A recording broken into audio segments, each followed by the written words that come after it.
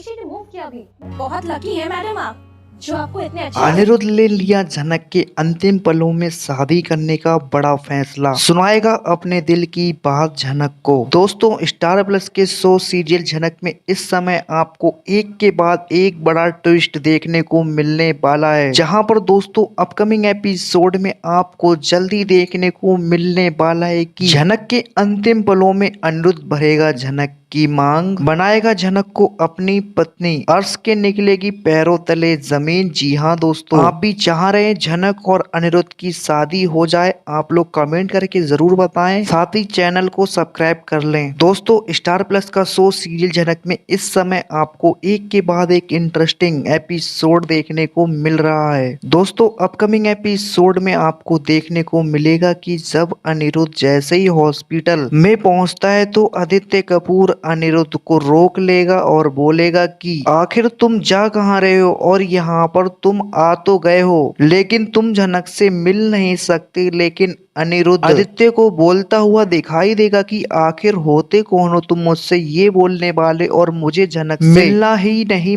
ही नहीं तो मैं ही डिसाइड करूंगा कि मुझे मिलना है या नहीं। लेकिन आदित्य कपूर अनिरुद्ध को बोलेगा कि क्या तुम्हें सच में लगता है कि तुम झनक से मिलने के लिए लायक हो, क्योंकि जब झनक कोलकाता में आई थी तो तुमने दिखा दिया था कि वो तुम्हारे लिए क्या मायने रखती है, और अब यहाँ पर ऐसे दिखाने की कोशिश मत करो। तुम्हें झनक की कितनी ज्यादा टेंशन है। वहीं दूसरी तरफ दोस्तों, आप लोगों को देखने को मिलेगा जैसे ही अनिरुद्ध अपने घर को छोड़कर मुंबई के लिए रवाना होता है, उससे पहले ही अर्शी पूरी फैमिली को इकट्ठा कर लेगी और अब पूरी फैमिली अनिरुद्ध से पूछेगी कि आखिर इतनी जल्दी सुबह सुबह तुम कहाँ जा रहे हो। अनिरुद्ध पूरी फैमिली को बताता है कि झनक का सीरियस ऑपरेशन है और मुझे मुंबई जाना पड़ेगा। लेकिन पूरी फैमिली अनिरुद्ध के ऊपर गुस्सा करने लगेगी और बोलेगी कि आखिर तुम्हारा मतलब क्या है झनक के पास जाने का, और तुम्हारी तो टेंशन खत्म हो गई, बल्कि तुम्हें तो खुश होना चाहिए कि तुम्हारी जिंदगी में इतनी बड़ी प्रॉब्लम खत्म हो गई, क्योंकि उस लड़की ने तुम्हारे ऊपर इतने घिनौने इल्जाम लगाए थे और आज सबके सामने साबित हो गए कि वो लड़की कितनी गिरी हुई लड़की है और उसके कैरेक्टर के बारे में आज सबको पता चल गया। वहीं दूसरी तरफ अनिरुद्ध पूरी फैमिली से अपने मम्मी पापा के ऊपर गुस्सा करने लगेगा और बोलेगा कि आपको तो बोलने का हक ही नहीं है, क्योंकि आपने अप्पू दी के साथ जो करा, मैं उसे देखने के बाद मुझे ऐसा लग रहा है कि आप मुझसे बात ही नहीं करनी चाहिए, क्योंकि मैंने आपको कितना समझाने की कोशिश करी है। आप अप्पू दी की शादी में कोई भी रुकावटें नहीं करोगे, लेकिन आपने वही करा जो आपको सही लगा,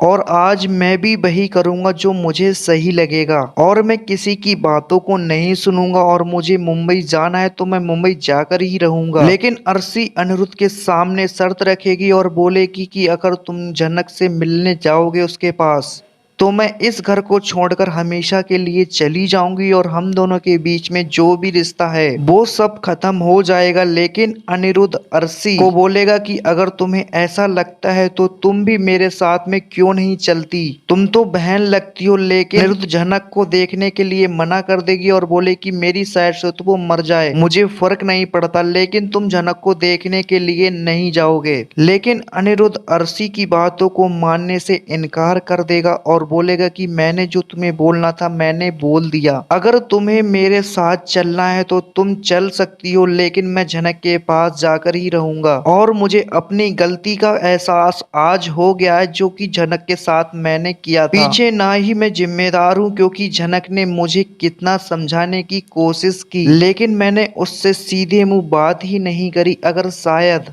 मैं झनक की बातों को सुन लेता तो शायद इतना बड़ा बवाल होता ही नहीं। वहीं दूसरी तरफ अर्शी अनिरुद्ध को बोलेगी कि अगर तुम झनक के पास में गए तो मैं तुम्हारे खिलाफ कंप्लेंट कर दूंगी और पूरी मीडिया को बता दूंगी कि कैसे तुमने एक टाइम पर दो लेडीज के साथ चक्कर चलाया। लेकिन अनिरुद्ध किसी भी धमकी से नहीं डरेगा और बोलेगा कि तुम्हें जो भी करना है वो कर सकती हो, अगर तुम चाहती हो कि इस घर को छोड़कर जाना तो जा सकती हो, मैंने तुम्हें कभी नहीं रोका और ना ही रोकूंगा। जी हाँ दोस्तों, आपको क्या सोचना है, अपनी राय हमें कमेंट बॉक्स में जरूर बताएं। साथ ही लेटेस्ट ट्विस्ट देखने के लिए चैनल को सब्सक्राइब कर लें।